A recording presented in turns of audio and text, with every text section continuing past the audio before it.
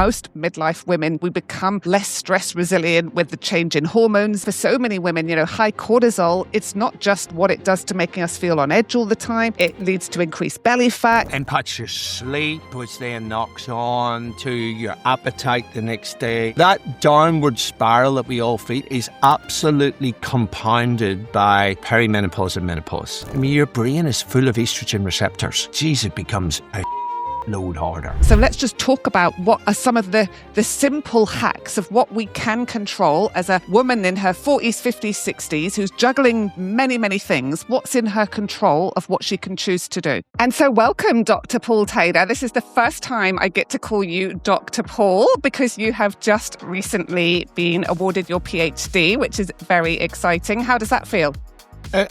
Pretty cool, actually. And sometimes when people go, Dr. Taylor, I'm like, oh, fuck, shit, that's me. Yeah. That's you, absolutely. Yeah, there's still a fair bit of novelty to it. So, yeah, it's pretty cool. Do you introduce yourself now when you go to places? Are you like, I'm Dr. Paul Taylor? No, I don't. I'm not that sort of a wanker. Not yet. Not yet. Yeah, watch this space. So all my listeners now, let's watch this space. See him in 10 years' time. If you see him in Melbourne and he introduces himself to you, just let me know if he says doctor. That's exactly. Thank you for joining us on the Stronger, Bolder, Wiser podcast. It's a cool name, by the way. That's a cool name. I like it. I like it a lot. We're celebrating everything that comes with like the wisdom of aging, right? We get stronger, we get bolder, we get wiser. And, for me, this whole podcast is about celebrating everything that there is about aging, because so many of us see it as a negative and we see it as, oh God, everyone told me I'm just going to get fat, tired and then die. And that's just like my life after 50. And I'm about to turn 50 and feel like I'm in the best physical, mental, emotional health of my life. And I'm just like, right, it's just been a warm up till here. Now let's get started. Yeah, absolutely. And look, lots of things decline as we age, but one thing cognitively that improves is your emotional regulation, right? That's the one thing. And happiness tends to improve as well. We see the classic U-shape in developed nations where the people have got high happiness in their teens and then it drops off and there's a nadir in your 40s, particularly your low 40s, and it's generally to do with having kids turning teenagers.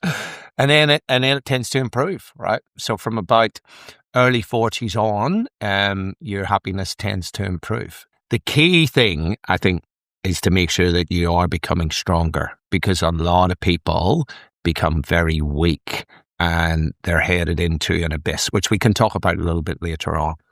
Yeah, absolutely. And I love that we're jumping straight into this. But let's just set the scene with who you are so that everyone listening has got a really clear idea as to why you are in the position you are in to be saying what you say and the credibility that comes with it. And for all of you listening, I've known Paul for many years now, and he's done some incredible presentations in my community over the years. And the reason I wanted to get you on the podcast is because you have this incredible knack of being able to take complex neuroscience and complex information and really break it down into ways that we can easily manage it in our day-to-day lives with easy actionable tasks that improve our mental, physical, and emotional well-being. And that's what we'll talk about today, as well as a few other things we were saying before we went live. We want to talk about how we can apply this Hardiness effect, which is the title of your second book, to both how we manage ourselves, but how we manage our kids and parenting. I know a lot of the ladies listening now are parents of teens or adult kids, which is a challenging time to be a parent, and we can talk about that.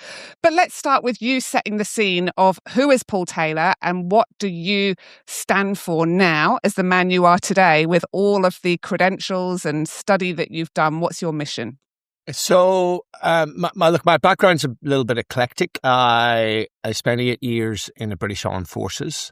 I grew up in Belfast, actually, in the 1970s from a mixed marriage, which has a different connotation in Belfast than everywhere else. So we were raised as Catholics but lived in Protestant neighbourhoods, which is reasonably resilient building over time. I can imagine. And I'm an Irish Catholic who joined the British Armed Forces. There's not many of us. And I flew in helicopters. I was a helicopter navigator, did anti-submarine warfare, and then did helicopter search and rescue, which was friggin' awesome.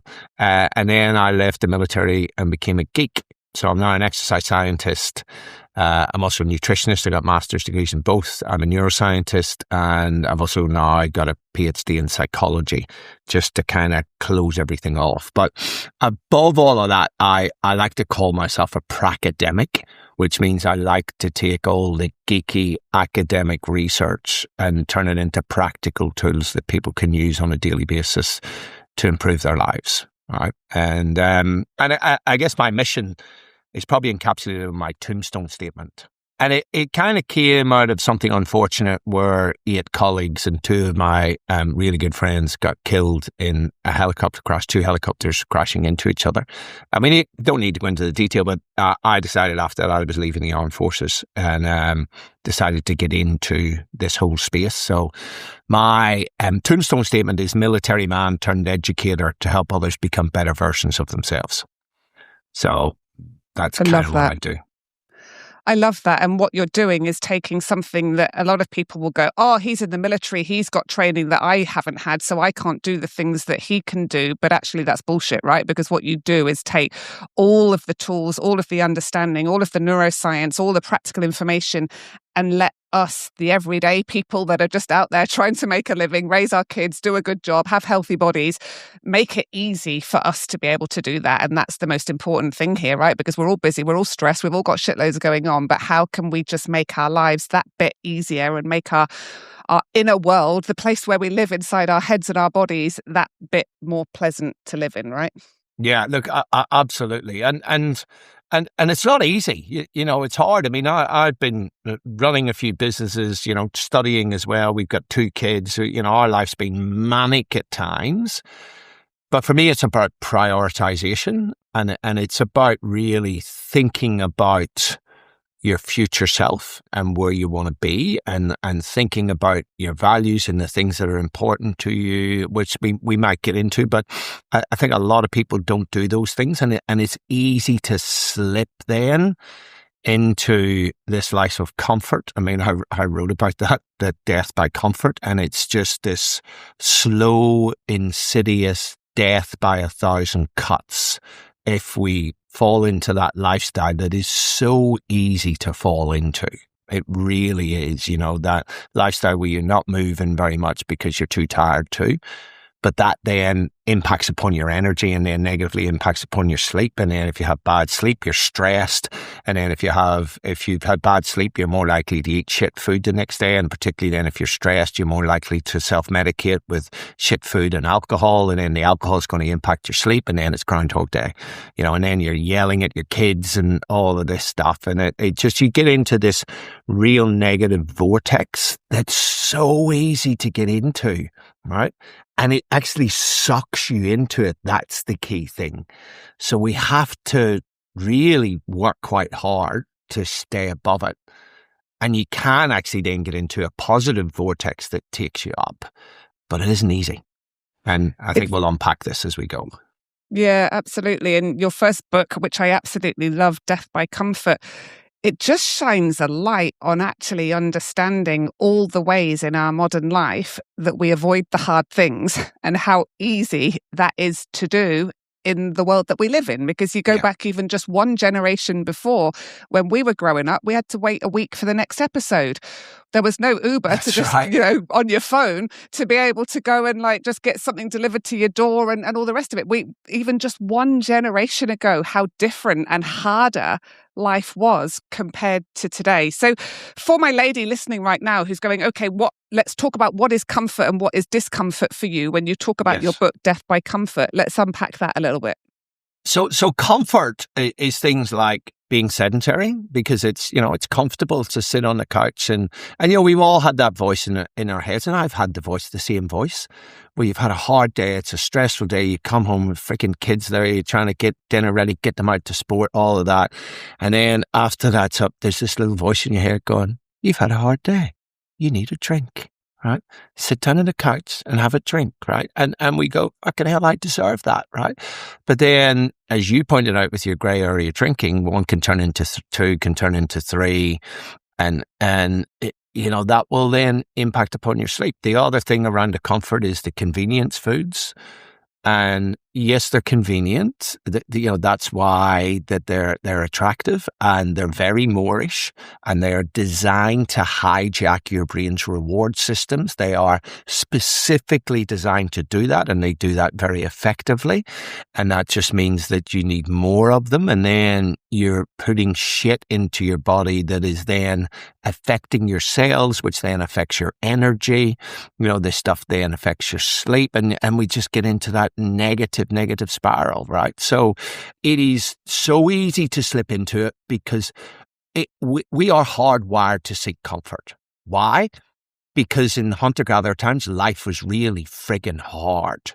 And if life is really, really hard, then your brain rewards you with comfortable things. But now, life is actually not that hard compared to what it used to be, right? And we can unpack this a little bit later on, because this is all about your barometer, what I call your hardiness barometer. Like, the hardest thing you've ever done is the hardest thing you've ever done. And that becomes your barometer for what is difficult in life, right? And so when we get sucked into that life of comfort, stuff that for us seems difficult, for somebody who lives in a real hard environment would be going, Jesus, that's not difficult at all. But it's just the way that our brains actually work. We are designed to seek comfort. And then when we live in an environment where we're not doing those things, like exercising, exposed to cold, exposed to heat, right? All of those things, as well as some other stressors, they activate stress response genes, and everything from fruit flies to worms to rodents, cats, dogs, primates, humans, all respond to the stress of exercise, the stress of heat, the stress of cold, by upregulating protective genes. They're called stress response genes, and they activate these stress response proteins. There's this cell danger response that goes on that then switches on hundreds of protective genes that actually makes you harder to kill, makes you tougher at a cellular level, right? And also makes you tougher mentally. We know that when you do hard things, you actually activate a part of your brain, a part of the cingulate cortex, that actually then gives you motivation to do more hard things. It's what I call your challenge muscle.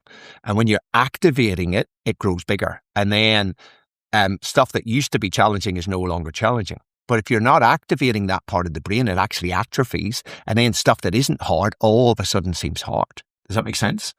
Totally. And I put this into context of I'm training for London Marathon at the moment.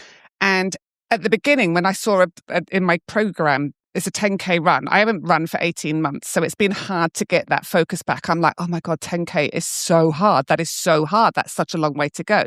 Now I'm up to 22.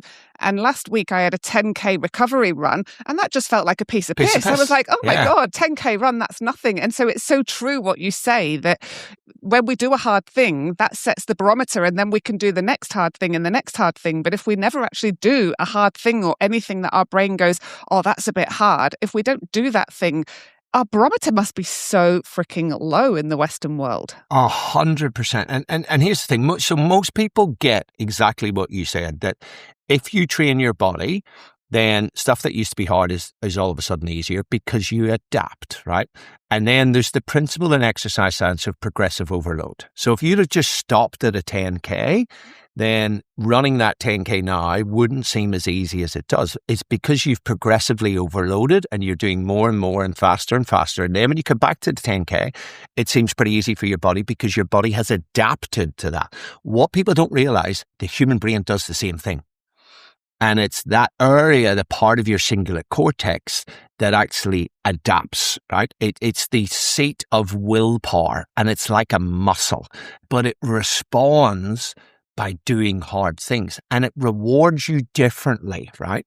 So I think a lot of people now know about dopamine hits and easy dopamine. And what we now know that is if you get easy dopamine, whether this is from scrolling, drinking alcohol, taking drugs, eating ultra-processed foods, right? These things that give you a big hit of dopamine, what happens is you get this big spike of dopamine and then you get a crash. So afterwards, you feel shit and your motivation becomes low because dopamine, it's not a pleasure chemical.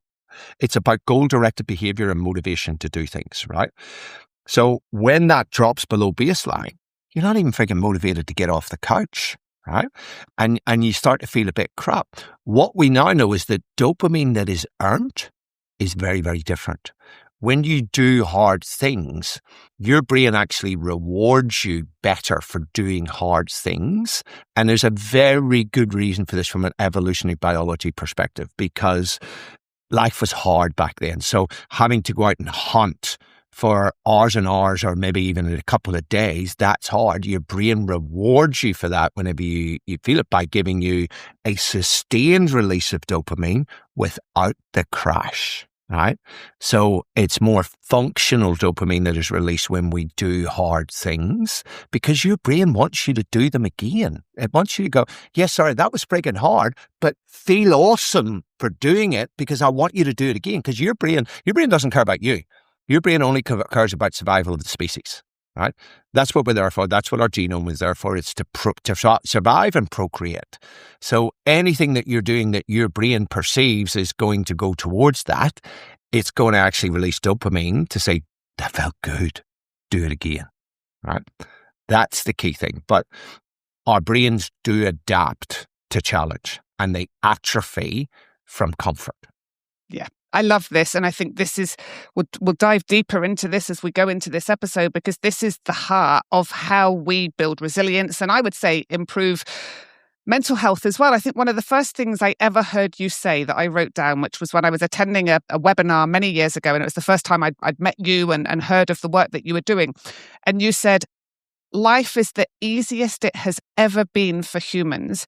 And yet we are the saddest, the illest, the most depressed, the most overweight, with the most chronic diseases than we've ever had before. And most addiction. And the most addiction. And so that is not a coincidence that as life has got easier, the human bodies and the human species has actually become sicker mentally and physically. Do you believe that that is the number one reason? 100%. It's this life where there's just comfort all around us. The stuff that we talked about, we can just come in and plonk down on the couch. You can doom scroll on stuff. You can watch TV. You can get stimulated. You can get entertained. You can have stuff delivered to your door that gives your brain a hit of dopamine it was never designed to, right? These highly ultra palatable, ultra processed foods. And what it actually does is it actually destroys your motivation to do things by constantly giving you that dopamine massive hit and drop. It's a bit like diabetes, right? You get the big sugar spike, then you get a crash, then you get a sugar spike, then you get a crash, and then you end up with diabetes, right? Which is metabolic dysfunction. So we are getting metabolic dysfunction, but we're also getting cognitive dysfunction. We're getting, it's affecting our mood, all of those things. And then when you go down that slippery slope, you're just tired all the time, and you're just not motivated to do things, and you can't see joy in the world where you used to see it. And then often people will turn to alcohol, drugs, and food to soothe themselves, and they're just compounding the situation, right? And then, you get out of shape, and then you're looking at yourself in the mirror, and there's a bit of self-hatred going on. And, I think most people can identify with how this just becomes a very slippery, self-fulfilling prophecy. It really does. And to add some compassion there as well, though, for the lady listening who's going, yeah, that's me. I recognize that. I've just, but I'm trying to keep all the wheels spinning, and I'm trying to do all the things for all the people. And we will talk as well about what are some of the strategies, because we don't have to overcomplicate it, right? And we'll come on to that in terms of this is actually what is available to us to really start to reverse this and change it. But is there anything else that you feel like we should talk about in terms of the impact that this striving for comfort is having on us as humans, and also having on our kids? Yeah, look, part of it is it becomes a generational thing. So I was having a chat with a couple of guys this morning, when I was playing golf, and one of them was talking about his dad who'd been in a war and got PTSD, and then how that environment became pretty horrible for the kids and negatively affected a couple of brothers, which then negatively affected their kids. So we see that intergenerational stuff. We see intergenerational trauma. We see intergenerational unemployment, right? Because your kids don't so much do what you tell them to do; they do what you do. Right? They're watching, especially when they're young, they're watching the stuff that you do, and then they get into these habits. So you see, these parents who are chastising their kids for being on a screen, and the parents are on a bloody screen. Yeah. And it's this stuff it's not easy. It's to overcome this, particularly when there's so much temptation. Like when we were kids, there wasn't all the temptation, right? When we were kids, we would come home from school and there would be, half an hour of cartoons that would be on. And then it was a Saturday morning. And I remember getting up on a Saturday morning to watch some little cartoon, and you had maybe half an hour on. And that was it. That was all the kids' TV you got. Now, our kids can just have this stuff at their fingertips all day long. And I said to my kids, I don't blame you for wanting to be on that, because the computer games that Oscar played now are so much better than Space Invaders that I played. And Space Invaders was friggin', yeah. And it was so addictive at the time, right? But you see this stuff that they're playing now is just like, oh my God, it's just so engaging and entertaining and all of those things. And then all these ultra processed foods that we never used to have that just give your brain such a dopamine hit, and it just sucks you in, right? Yeah. Like we know that the likes of Facebook, Instagram, TikTok, all of those, they have behavioral scientists whose job it is to make their products addictive, right? And in the food industry, they have food scientists whose job it is to make foods addictive, right? It's called the bliss point in nutrition. It's a specific combination of any two of three: fat, sugar, salt. Any two of those in a specific combination hijacks your brain's reward system, right? Or if you get all three as well, boom, you get this massive reward that was never, it's a nuclear reward that your brain was never meant to deal with. Now, the problem is, there's two parts of the problem. Number one is this stuff then becomes so addictive in and of itself. And then because that is so good for your brain, other stuff that used to be pleasurable is no longer pleasurable. That's the problem, is that you change the game in your brain. Yeah, we talk about this all the time in the work I do around grey area drinking.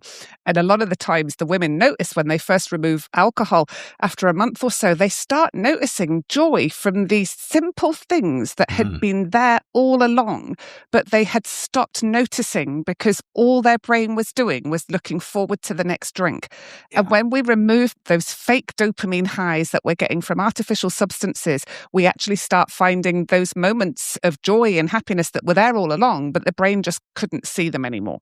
Yeah, there's a reset. You go back to equilibrium. Absolutely. Yeah. And I remember, I was thinking as you were talking then about when I used to walk home from school, I used to get the bus because it was an hour's walk and it was 14p for the bus ride. So if I wanted to have a chocolate after school, I had to forego the bus and then I had to walk for an hour. So, or I could get my 14p Mars bar or I could get my 14p bus ride, and it was one or the other. And it was just like, I think now, like my daughter texted me the other day, the bus stop's really close to our house and normally her friend's mum picks them up. And I refused to because it's so close. And the friend's mum wasn't there. So Scarlett phones me and goes, no, she texts me, Mum, can you pick me up? And I was like, no, you can walk. It's a 5-minute walk. And she goes, it's really hot. And I reply, I grew up in Scotland where I had to walk 2 miles in the snow to get to and from school every day. You can walk. Do you know what she replied? Mum, it's not 1910. I was like, well, you're definitely walking now, love. Like, don't. Oh my God! My response would be, you're walking every day for the next year. Absolutely, absolutely.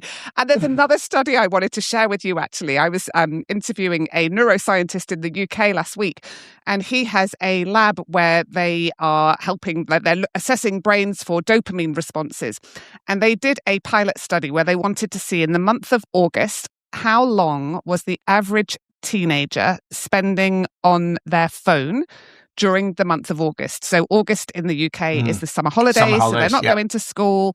It's summer, right? So you'd hope that there would be some time being spent outside, maybe playing sport or going for a walk or what have you. So how many hours a day would you estimate that a teenager in the UK on their summer holidays would spend on their phone? I reckon probably 7 to 8 hours. Which is a lot. Yeah. But the answer is 15 and a half. Get away. 15 and a half hours per day was the average screen time for a teenager in this 10,000 study in the month of August. That is back of the cigarette calculation, because I know it, because I talk about this with kids spending 6 hours a day, right? Is 25% of their day, right? So this is over 60% of their day. This is almost 2/3 of their day, right? 62, something like that. Somebody can do the maths.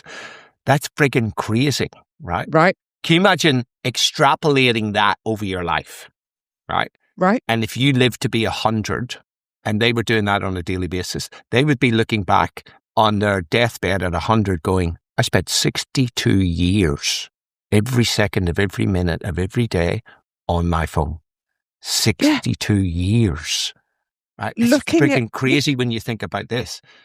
Looking at lives of people they're never going to meet, doing things that are not even true, like rotting their brains. And most of them say that they don't have hobbies because they don't know what they would want to do with their time, because they've lost themselves, because all they do is scroll. And they've never been bored. Boredom drives creativity, and it drives the desire to do it. This is absolutely friggin' scandalous. So a couple of things that spring to my mind, other than the shock of that and extrapolating that over the time. But if you think of the waking, that's almost all of their waking time on their phones.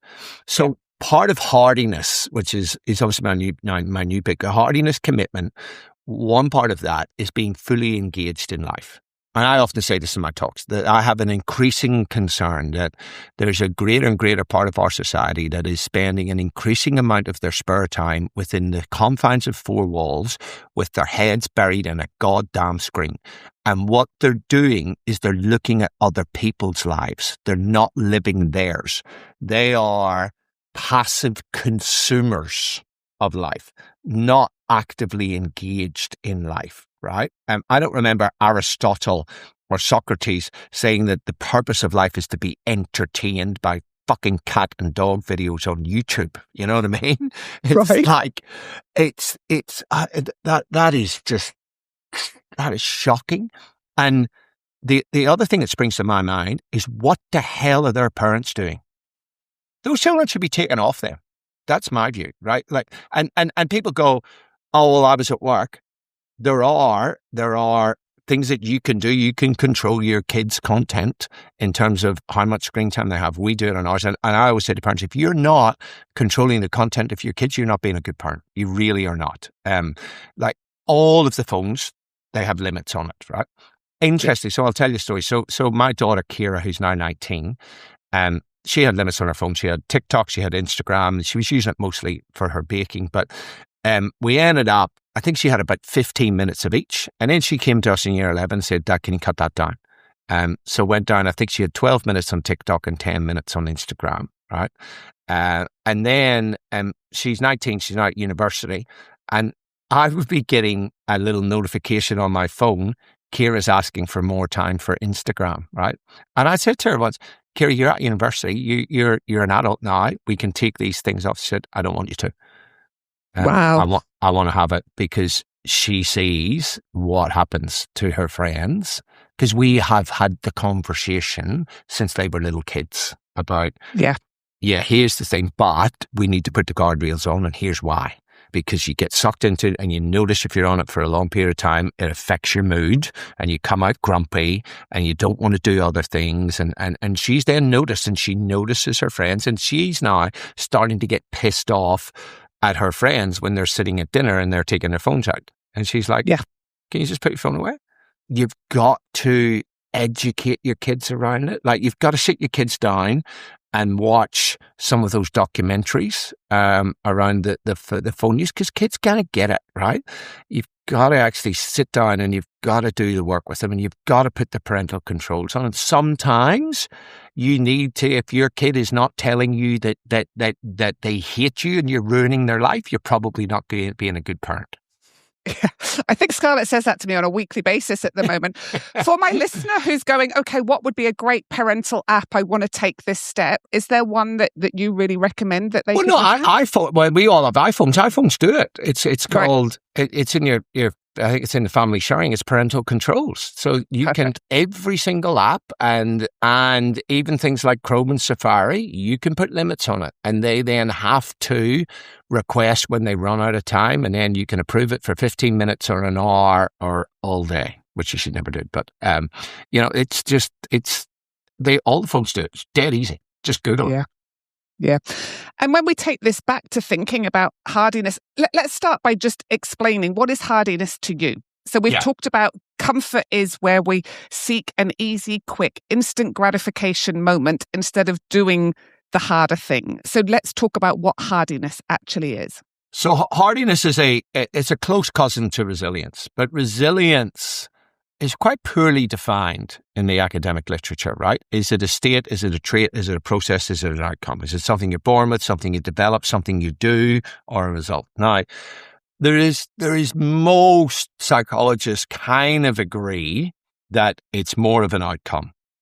Doesn't tell you how to get there, right? It's about the ability to bounce back from stress. Hardiness is a forward-facing process that helps you to deal with stress and helps you to grow from stress. Hardiness has been called the courage to grow from stress, right? Now, the research shows people higher in hardiness are more likely to finish basic military training. They're way more likely to finish special forces selection training. This is the toughest physical and mental course you could possibly imagine. They're more likely to pass police special operations training, which is very hard. And hardiness predicts how long people stay in high pressure environments like military, police, first responders. But there's a massive amount of research on hardiness and health. People higher in hardiness have got better overall well-being. They got better cardiovascular health. Their immune systems respond better to stress than people with lower hardiness, right? And they recover quicker from serious illness. And kids who are higher in hardiness are much more likely to go to and finish university than kids lower in hardiness, independent of their socioeconomic status, right? And the other thing that I showed in my PhD with an intervention is that you can improve your hardiness. And even the 8-week intervention that we did, we got statistically significant improvements in all three components of hardiness. So what are those three components? Yeah. So challenge orientation, control orientation, commitment orientation. Right. I've added a fourth, which is connection orientation. Control orientation is that deep belief that I control or heavily influence my environment and my destiny. It's what in psychology we call an internal locus of control. Some people have an external locus of control where they believe that their destiny is heavily shaped by others and chance events and luck and all of this, right? You will hear them say things like, this shit always happens to me. I'm an unlucky person. I had my life sorted and they screwed it up, or COVID messed up my life, right? High-hardy people know that the universe is going to give them a shit sandwich every now and then, but they are determined to control their destiny. And the other thing they do is they focus on what they can control during stress and adversity, whereas low-hardy people focus on a whole heap of things they can't control. And we can really dive into that because that becomes quite interesting. So the next one around challenge orientation is about how you respond to change and adversity. So high-hardy people look at change as an opportunity to learn and develop and grow new skills. And they look at adversity as a challenge, not a threat. And it turns out, we can unplug that. It completely changes your biology. And then commitment orientation is about having a strong sense of meaning and purpose in life and being fully engaged in life, like I talked about earlier, and being committed to your own well-being.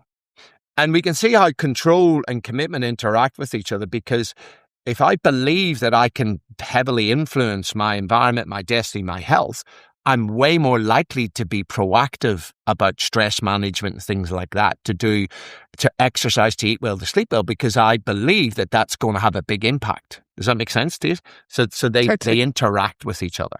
And then connection orientation is just about having and using social networks, particularly in times of stress. And it's about developing those deep human connections face to face, not in an online perspective.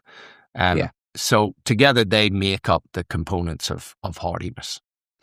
And so for my lady listening who's going, this is amazing, Paul, but I'm not in the military. I'm never going to be in the military. Why does this matter to me? What would you say? Why this matters to you? Because it has a huge impact on the trajectory of your life, right? Women are as hardy as men, right? There's no sex difference here, right? It's just when I mentioned all the military things, there's just been a lot of military research that it actually helps people in really tough environments. But it helps people in any environment. That's the key thing. And given the choice, would you rather bounce back from stress to where you were, or would you rather grow from stress? Right? If you think about this, like the stuff that we're most proud of generally involves stress and being out of your comfort zone. Right? If you think about that, for me, your comfort zone is like a night out at 3 a.m. No good shit ever happens there, right? The good stuff happens when we're out of our comfort zone. We hang with the tension long enough for us to adapt. Right? That's the key thing, because that's where we grow. That is where all the growth comes from. And so it's really important that we use these tools with adversity, because not only can they help us bounce back, but they can actually help us to become better because of that exposure to adversity. Yeah, I love that. And then everything becomes easier, right? Totally. Because when you've faced something hard and you have overcome it, your self-efficacy increases, your pride increases, your confidence increases, and you know that you can deal with what life throws at you. And I talk about this a lot in the context of women I work with on the grey area drinking side. Every time something hard happens, we reach for a drink. That was my go-to. Anytime my husband was a dick, anytime the kids were being naughty, anytime something bad happened at work, it was like, right, I'm just going to have a drink so I don't have to deal with it. I don't have to think about it. So then you remove alcohol, and then it's like, oh shit, I've actually got no resilience. And I find things really trigger me, and I find them really hard. And I always say to my ladies, the goal is not to never struggle, because that is a ridiculous thought that we can go through life never struggling. The goal is to struggle well. And I feel like what you're teaching here is how to struggle well. There are two ways to take a break from alcohol. Number one, do it on your own. Cross off the days, use willpower alone, and at the end of the 30 days, think of it as being the most boring, awful month of your life, celebrate with a massive piss up, and then spend the next week drinking as much as you can to make up for the month that you didn't drink and nothing in your relationship with alcohol has changed. Or number two, join an alcohol reset challenge with a group of other women all taking a break from alcohol at the same time. Learn the tools, the strategies, and the resources that actually work for women to create long-term change with our relationship with alcohol. Men and women drink for different reasons, and that's where I come in. I have created these alcohol reset challenges specifically for women, and it's the tools, the resources, and the strategies that actually work. I've now supported over 11,000 women to create long-term change with their relationship with alcohol, and the benefits are beyond anything you could imagine. Many women who join my challenges save money. They notice improved skin, weight loss, less anxiety, better sleep, more energy, clearer mind, more motivation, better relationships, more productivity at work, better role modeling to their kids, and more than anything else, they notice that they feel happier. If you would like to join my next April Alcohol Reset Challenge that starts on the 13th of April, head to the show notes or send me a DM for all the details. I would love you to join us. How to actually get through the hard times so that you come out of them knowing that there's always a lesson, there's always growth, there's always both physical, mental, emotional improvement that happens when we go through a difficult time. Absolutely. You've hit the nail on the head here around challenge orientation, right? Because, so say me and you are both exposed to a potential stressful environment. or event. We quickly make a stress appraisal, right? Like super quick. As soon as something happens, your brain non-consciously makes a stress appraisal. Is this a threat or is this a challenge, right? Now, here's what gets really cool. If you make a stress appraisal that it's a challenge and I make a stress appraisal that it's a threat, our brains and our bodies become very, very different. You release dopamine. You go into what's called approach mode in psychology. You're motivated to engage and act, right, by viewing it as a challenge, whereas I'm motivated to shy away, to hide, to procrastinate, to bury my head in the sand, to try and forget about it, right, or to drink to overcome it, right, avoidance. But our physiology is very different. What happens with the challenge response, and there's lots of research around this, right, and I've interviewed some of the professors on this. Challenge activates the fight part of the fight or flight nervous system, sympathetic nervous system, right? And the chemicals adrenaline and noradrenaline. So together with dopamine in the brain, what they do is they prepare your body to act. What we know is that just that challenge response in the brain opens up the cardiovascular system. Your blood vessels dilate, more blood flow and oxygen goes in there. You get more blood flow and oxygen to your brain, so your brain is working better. You're engaged in this situation. Your body is primed for action. Blood sugar's dumped into your system. You're ready. With me, the threat response activates a different part of your stress response system. It's called the HPA axis, hypothalamus pituitary adrenals, which produce cortisol, which I know all of your ladies will have heard of, right? That is the major stress hormone. And Mark Seary from Buffalo University showed that cortisol shuts down your cardiovascular system. My blood vessels shrink, right? That means blood flow and oxygen is less. All my body's primed for is freezing, avoiding, hiding, right? Now, here's where it gets really interesting. Adrenaline and noradrenaline that you have activated, or if you've got American listeners, they'll call them epinephrine and norepinephrine, right? They have a half-life of around 1 to 2 minutes. That means half-life means that chemical degrades in half in 1 to 2 minutes. And within about 4 half-lives, you're back to normal. So within 10 minutes of you thinking about this stressful event, your physiology is back to normal. Cortisol has a half-life of way longer than an hour.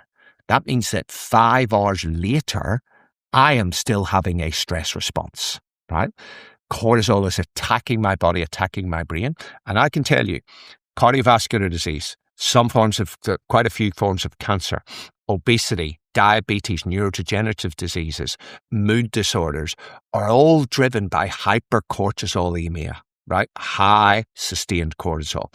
And that's when people are constantly in this threat mode in their brain. What they're not realizing is what is happening to their biology, right?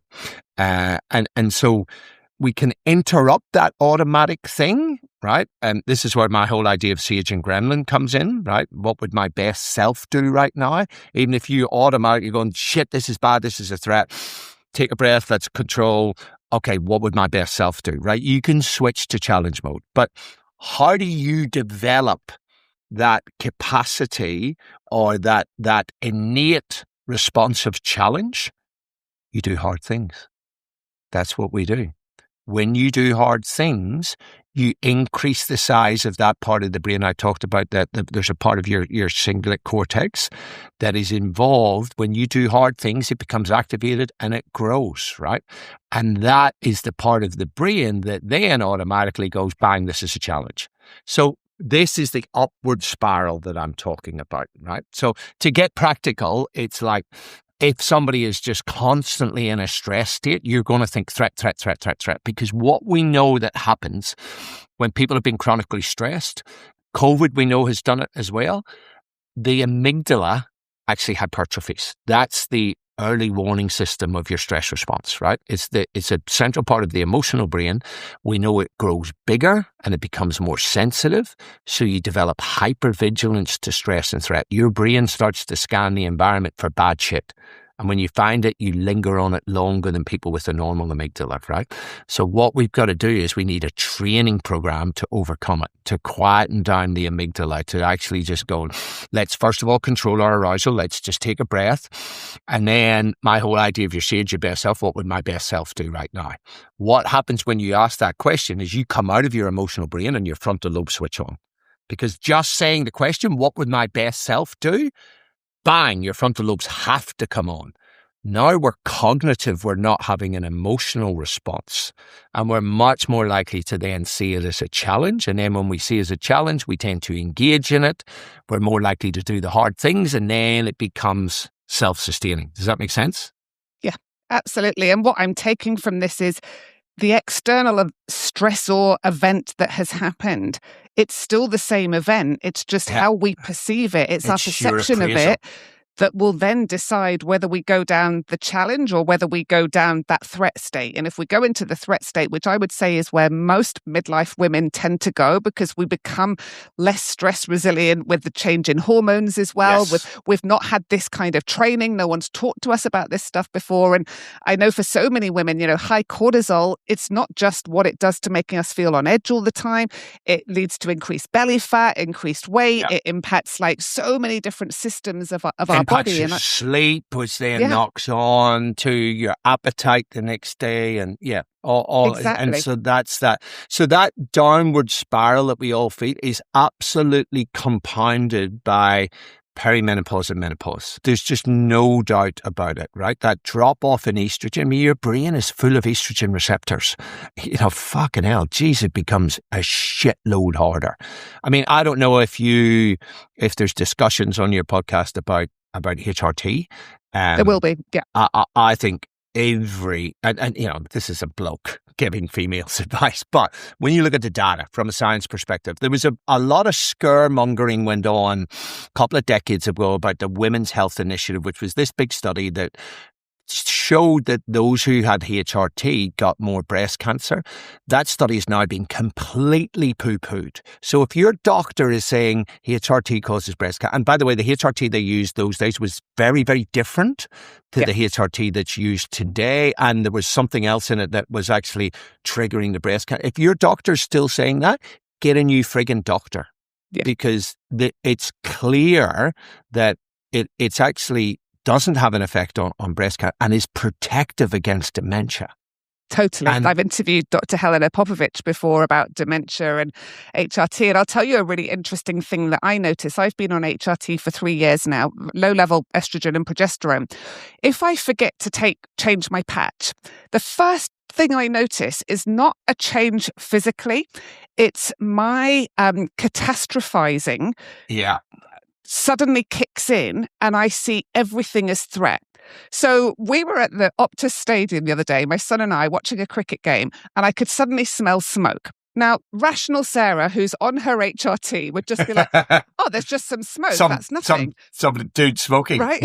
Yeah. Sarah, goes, oh my God, the whole stadium is about to catch fire. Where's the escape exit? I'm scanning for the emergency. But that just goes to show what you're saying. It backs it up. When I'm not getting the estrogen that my brain cells are looking for, I see threat instead of being able to overcome it. And if my son is late phoning me and he said he was going to phone at a certain time and he hasn't and I can't get hold of him, immediately like, oh my God, he's had an accident, he's in hospital. Whereas when I've had my HRT, I'm just like, oh, for God's sake, where is he? This is really, really interesting. And I need to go back to Professor Jeremy Jameson, who's done a lot of this research, or speak to Grant, who we run the Hardiness lab. Somebody needs to do the research about perimenopause or low estrogen, particularly driving the threat response in the brain. Because totally. I am completely convinced of it. So are you, obviously, from what you said. And well, I've got the lived experience of it. Yeah. And it's emotional. There's emotional reactivity, which is bad in and of itself, but it's the knock-on effect to your physiology that I talked about earlier. And then, we follow that when you are stressed, then you're more likely to soothe your stress with alcohol or shit food because your brain has worked out. So is mine, what to do around stress, right? And it wants a dopamine hit to soothe the stress. And then those negative things that then negatively affect your sleep. And people don't realize if you have bad sleep, your stress hormones are higher the entire next day. Cortisol is higher the entire next day. Ghrelin is higher the entire next day. That's your major hunger hormone. So you're craving food. And because cortisol is high, it makes you crave sugary, fatty, and salty food, which is available everywhere. What is lower the next day is leptin, which drives two things: cessation of eating and voluntary physical activity.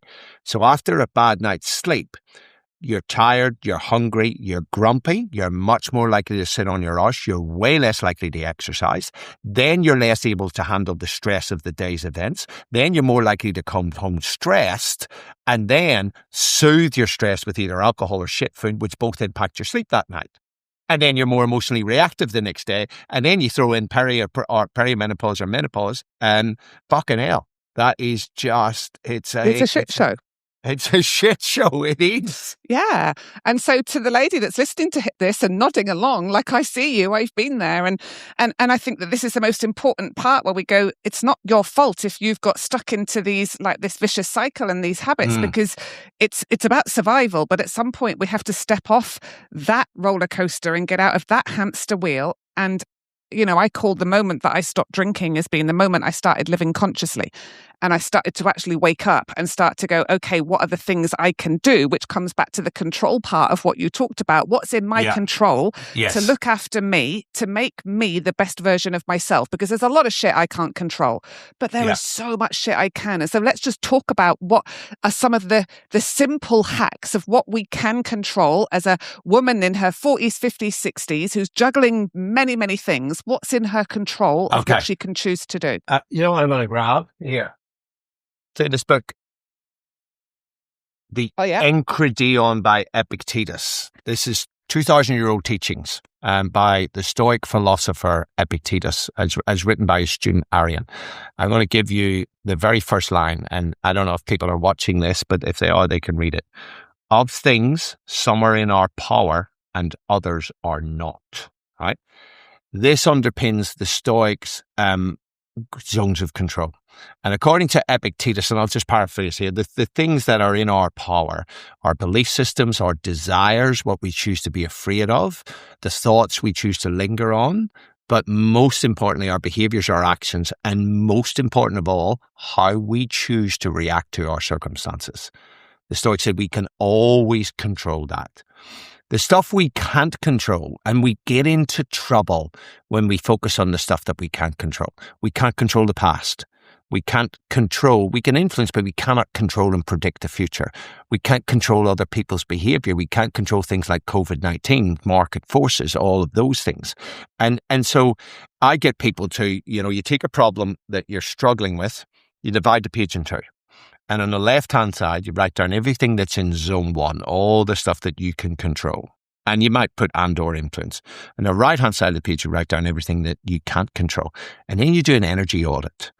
Where are you spending your time and your energy? And a lot of people spend a shitload of time on the right-hand side of the page, right? Let's take depression and anxiety. Depression is a lamenting on the past, essentially. Anxiety is a strong concern about the future, right? But in both cases, they bring the past to the future into the present moment. And that's when it creates difficulties. Epictetus says we have no business in the past or the future. All we have is a series of present moments. So for the Stoics, you have to, when you're faced with adversity, focus on that which you can control and refuse to invest your energy in that which you can't control. Right? And so it's such a good exercise to just go, okay, what can I control here? And even in all the shit, when you've had a shit sandwich from the universe, you still get to choose how you respond to your circumstances. Viktor Frankl called it the last of human freedoms that no one can take from you, is your ability to choose your own attitude, to choose your own way. And the Stoics said, everything has two handles. And the event is the vase of what happened to us, but we choose what handle we pick it up with. And if we pick it up with the victim handle, that's when it becomes way, way worse for us. We can pick it up with the handle of challenge. And I'm going to use this to develop my character, right? Or to practice a virtue, whether it's patience or tolerance or whatever. And that handle makes it much lighter. Yeah. Yeah. And we could apply that in every part of our life because we face adversity all the time. Like the other day doing my run, I did something to my calf. It's been painful. Part of me could pick up the victim mentality and go, well, this always happens to me. This is shit. I'm not going to be able to do my marathon. It's all going to be awful. Or I can go, right, what can I do in the face of this challenge right now? I can get my anti-inflammatories. I can see my physio. I can keep my fitness up by going on the bike. I can, so it's precisely. What are the ability? What can I do in this moment? Because there's always something. And if we choose to look for the negative and the bad, we'll find it. And if we choose to look for the good, we will find it. Epictetus says we are all actors in a play. And sometimes we get a part that is not of our choosing. And then what we must do then is play our given roles well. Yeah. And you gotta think about that. And when as you know, last year I got diagnosed. They found out that I had a congenital heart defect, something I was born with that I never knew about that was going to kill me. And I thought, well, how do I play my given roles well? Right? I can play the victim and do that, or I can play my given roles well. How do I be the best open heart surgery patient that I could possibly be? Right? And I remembered the words of Seneca. I pity the man who has not faced adversity because he's not faced a worthy opponent, and no one, not even him, knows what he's capable of. So I chose to view my heart surgery as a worthy opponent, as a contest. Epictetus says that the Olympic Games of life are upon us. There's not a day to waste. So I actually wrote on my bathroom mirror the day that I got diagnosed. I came in, I went into I didn't even tell my wife yet that I needed open heart surgery. I went straight into my bathroom and I wrote on my bathroom mirror, worthy opponent. And I wrote a training program. And every day I got up and I looked at it and I went, I'm excited. I'm excited to face my worthy opponent. This is what I've trained for all of my life. This is what my military combat survival and resistance to interrogation training was for. This is why I do my ice baths, my CrossFit sessions, to prepare me for my worthy opponent. And when you choose that attitude, life becomes very different. Totally. Do you think that people have to go through really shit things to be the most resilient and hardy of people? Like when I think about the hardiest people I know, they are the people that have faced the shittest things in life. I think it doesn't always have to be the shittest things, but it certainly has to be adversity. Like it doesn't have to be people dying, but it does have to be, fucking hell, that was really, really, really hard. And I didn't know that I had that in me. Whether it's a physical challenge, a mental challenge, doing a master's degree or PhD while you're working, like that stuff. And as I said earlier, our brains are designed to give us a huge reward, as in increases in self-efficacy and contentment when we do really hard things. And I actually think there's an interesting little aside on this, and I've noticed actually. So one of the things I miss from the military is going through adversity with others. Right? Like I think about my combat survival and resistance to interrogation training. The guys I went through that with, I've got such a special bond with those guys because we went through 10 days of friggin' hell. But afterwards, my barometer of what was difficult in life was fundamentally changed forever, right? And I've missed that from the military. I got a little bit of it when I rejoined the soccer team, but you know when I've really found it? CrossFit. And especially what I love is when there's a brutal workout and everybody's lying on the floor. And we've got some awesome athletes in ours. And then there's me and Carly, and there's a bunch of people and there's this 7-year-old awesome woman, and we're all lying on the floor dead. And then everybody gets up and walks around and high fives each other. And there's something magical about struggling with others, right? That shared experience of challenge and adversity. I think that's really, really magical. Yeah, I agree. And my son asked me the other day, Mum, what's the best feeling in the world? And I said to him, well, there's many ways I could answer that. If you're asking 20-year-old Sarah, she'd probably give you a very different answer.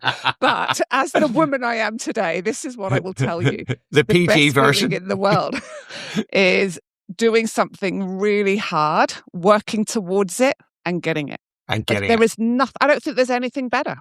Yeah, no, absolutely. And here's the thing, right? So we're talking to the ladies who are listening to this who might go, fucking hell, I couldn't do anything really hard. But start where you're at. Start where you're at, right? If you can't run at all, make it your goal to run a 5K. But start that off with, in the next month, I'm going to try and run a K, right? And then when you get that, when you do it, you've got to give yourself a massive mental high five.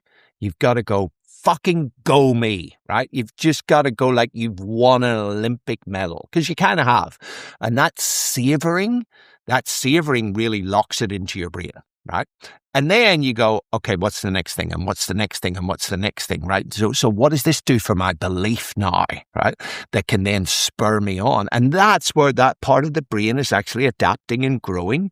And that's the part of the brain that helps you to do really hard things. And so we've got to train it. We've got to train ourselves. And this can be from doing some physical exercise to turning that lovely warm shower to cold for 30 seconds, right? And it's horrible. It's still horrible. I still friggin' hate it, but I do it every day, because it's that little, oh yeah, I've just done something. I've just done something hard. And you've just got to my go, listeners, go I just want to say one thing, right? Dr. Paul Taylor, he just really likes the idea of loads of naked women fucking screaming his name at the end of their shower when they turn it to cold. And they're like, for fuck's sake, Paul Taylor, I'm doing this for you. I'm doing my 30 seconds of cold. And when you told my ladies in my community to do that, we were all laughing the next day because we all made it cold at the end. And we're like, for fuck's sake, Paul Taylor. I think you like it, don't you, secretly, just knowing that all these naked women around the world are swearing at you. But there's also naked men. I'm known in National Australia Bank as the cold shower guy, right? So cold exposures do rigor. I've been talking about it for a decade, right? Is that you just got to get comfortable with being uncomfortable. Okay, that's so top 5 simple things that we can do. We could turn the shower to cold at the end. We can go and do exercise when we really can't be asked. Do exercise where you're really out of breath, right? Where it feels you have to go to the point where your brain is going, this is horrible. Why are we doing this shit? We can just stop right here, right now. And you just got to push another 10 seconds, right? So you can do that. You can do something that makes you psychologically uncomfortable. Have a tough conversation. That tough conversation that you've been sweeping under the carpet. Use the SBI model, situation, behavior, impact, right? And so you describe the situation, you describe the behavior of the other person like it's a video. You don't say you were intending on this, whatever, just describe the behavior and then the impact on you. So that's quite useful for that. Do some public speaking if that scares the shit out of you, right? Just go and join Toastmasters. Do something. I think we need to get a little bit uncomfortable physically and psychologically as well. I think there's a little bit of both. And there are some people who are very good at the physical discomfort. And I'm like, what about the psychological one? So my wife, Carly, she actually got me because after my combat survival resistance to interrogation training, I decided that every 5 years I'm going to do something really hard, something really big. And it's always like I went off to the Amazon, did 3 weeks deep in the Amazon jungle, right? And then decided I wanted to become a karate champion. I wanted to become a professional boxer, all these things. And my wife went, why does it always have to be physical? Why can't you go on a 10-day silent retreat? I'm like, that was my response. It was like, oh, I love Carly. Me not talking for 10 days. And I'm like, shit the bed. I'm like, I've got to do it. I got to do either a 5 or a 10-day silent retreat because that would be hard, but a different type of hard, right? Yeah. Because I'm used to the physical challenges and I can get myself up for those. But I'm like, Jesus, me not talking for 5 days? Shit the bed. Yeah, I love that. And I think as well, like for so many women, it's like even being the new person at doing something, like going to a dance class, but you've told yourself the story that everyone knows everyone and everyone's going to be really good and everyone's going to laugh at me. And I don't want to be the new person. But when you go, you're going to freaking love it. And no one cares and no one is looking at you and people will be welcoming because they're not all dicks, no matter what we tell ourselves. Yeah. And so it's give yourself the opportunity to have a rich and fun and fulfilling life, because we keep ourselves small because we tell ourselves stories of how hard that thing is going to be, but it's never as hard as we tell ourselves it's going to be. No, and the fear so the key thing here is take your anxiety with you. Now, this is where hardiness commitment comes into it. So it's about getting clear on your values and your purpose in life, right? And I actually think so. I'm not religious at all. I'm a recovering Catholic from Northern Ireland, right? I've been in recovery for 40 years. But I actually think that quite a bit of our societal problems are due to the breakdown of religion. Like any religion, I don't care what religion is, Buddhism, Catholicism, Judaism, Islam, any religion, what they do is they give people a set of values and ways to behave and a collective tribe, right? And now that people are nowhere near as religious, all of a sudden, you don't have a set of values unless you do the work. And that's the key thing, is actually sitting down. We like to do it as a family. So sit down with your kids and actually go, right, so what does it mean to be a tailor? Right. And we've agreed on those set of values. And then it's like that, they become your guiding star. So for instance, let's just say I've got social anxiety. You invite me to a birthday party. It's a big birthday party of yours. It's your 40th birthday, right? I've got social anxiety. As soon as you invite me to the party, I shit myself. And in my brain, I'm going, you can't go, no way. Yeah, we're going to make a fool of yourself. Everybody's going to be looking at you like, what are you going to wear? It's like, no. And lots of people will avoid and make an excuse. You can do that, or you can actually go, okay, I don't want to go this. I'm anxious about this. But one of my values is friendship and loyalty. And Sarah is a really good friend of mine. So I'm actually going to go to the party. I'm not going to wait until my anxiety goes. I'm going to take my anxiety with me in the service of something that's bigger, which is this value of being a friend. And I'm going to focus my attention on Sarah, right, whenever I'm there. And so that's the key thing, is that when we live a life that's linked to our value, and that's why you have to create a set of values, and you've got to create your best self, this idea of your sage. What are all of your character strengths that you know that you've had when you're at your damn best? So there may be some women who are on your in your group who have kind of low self-worth and think, oh, I'm not that great at anything. And I'm like, if you've given childbirth, fuck me, you're awesome. Jesus H. Christ, are you good? You're way better than me if you've done that. So you got to think about your biggest achievements in your life and what are the character strengths that you exhibited then, because they are in you. They're innate. They're in there somewhere. And then you put them all together and you create a name for that. So my sage is called JEV, J-E-V, named after three guys, Jim Stockdale, Epictetus, and Viktor Frankl. And when I'm struggling, I ask myself, what would JEV do right now? Right. So that, I think, that helps people to get over the discomfort. Yeah. And I do a lot of work around values in my programs, because I think a lot of us have never been taught to explore our values, to know what our values are. And when we do that simple exercise, everything can be made as a decision. Does it bring me closer to my values or not? And one of our core Rustbatch values is adventure. So we have a line in our house that the response "can't be bothered" can never be used, and you actually have to put $2 in a jar if you ever say "I can't be bothered," because that is not an excuse to not do something. And That's because awesome. We're all about going out there, doing new things, trying new things, living a big life and a full life and an exciting life. And that doesn't happen by saying "I can't be bothered," because if we said that all the time, we'd never actually do anything, because a lot of the time you can't be bothered to do something, but when you do it, you feel great afterwards. Yeah, that's right. And so there's two little things I wanted to add to that. One that just popped into my head, which was a previous question about things that we can do, little hard things. One is a discomfort tolerance exercise, and which is a breath hold, right? So what you do is you take a big breath in and you breathe all the way out. And as soon as everything's out of your lungs, you press a stopwatch, right? And you see how long you can go before the first urge to breathe, right?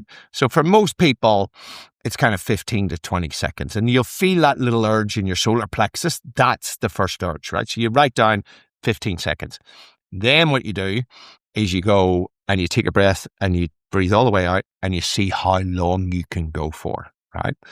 This actually, my PhD supervisor created this in Russia, and it actually was quite predictive of who passed and who failed Special Forces selection. How long you could go over and above, what percentage over and above your normal reflex, right? It's CO2 tolerance training, because high carbon dioxide, when we're not breathing, that is so friggin' stressful. And the longer that you can go, you're actually increasing your discomfort tolerance massively. And especially if someone has anxiety, this is friggin' brilliant, because you will notice the symptoms of anxiety starting to come on, but you're actually in control. And so this is basically exposure therapy for anxiety. And for anybody, if they doesn't have anxiety, this is discomfort tolerance training.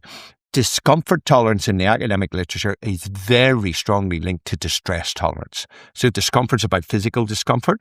Distress is about psychological discomfort, right? So the more that you can do the hard physical exercise, the breath hold, the cold showers, the more likely you are to be able to do distress tolerance, and vice versa, right? So I think you need to play with both of those things, distress and discomfort tolerance.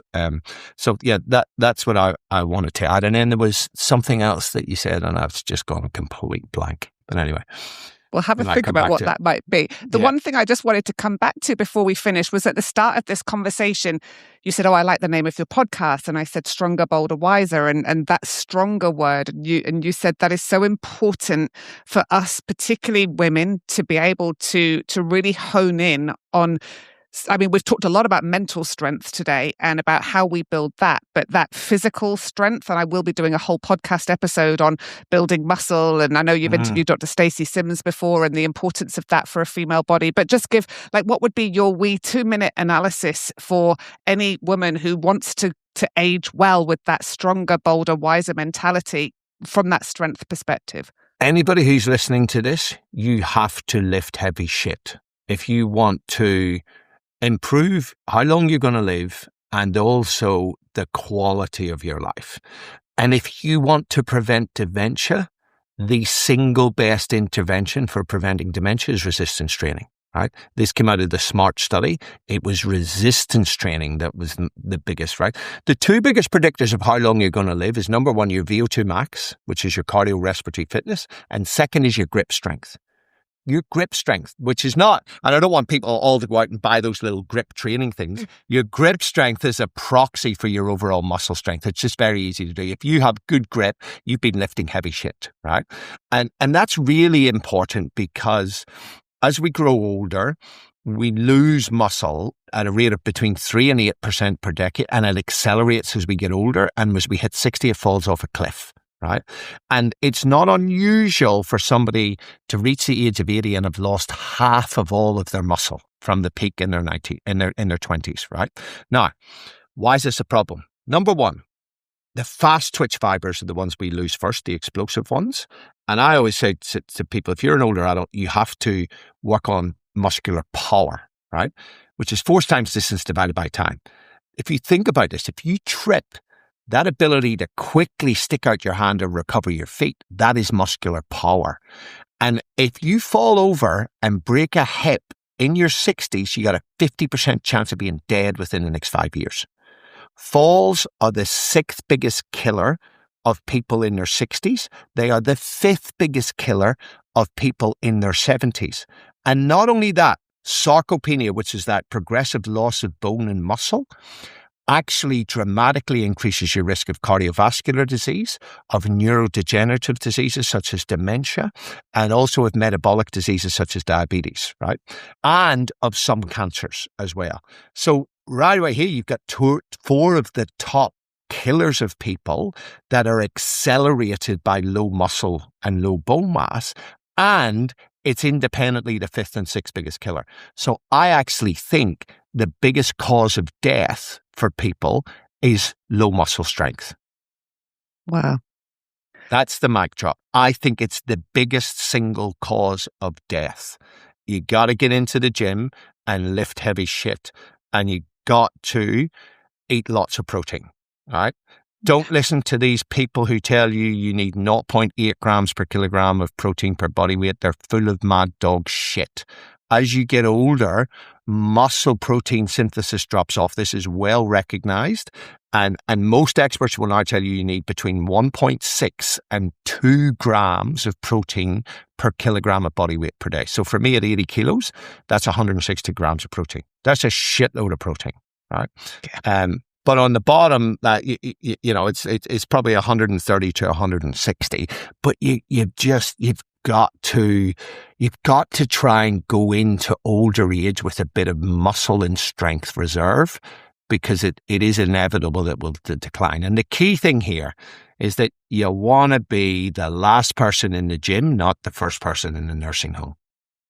Totally. I love that. And this could be any woman listening now. This could be your first step of practicing the Hardiness effect. Do the hard thing. Join the gym. It might be overwhelming, but go and do a walk around. Get someone to show you and design you a safe program. You know what? Right. Just sign up for a 3-pack of personal training.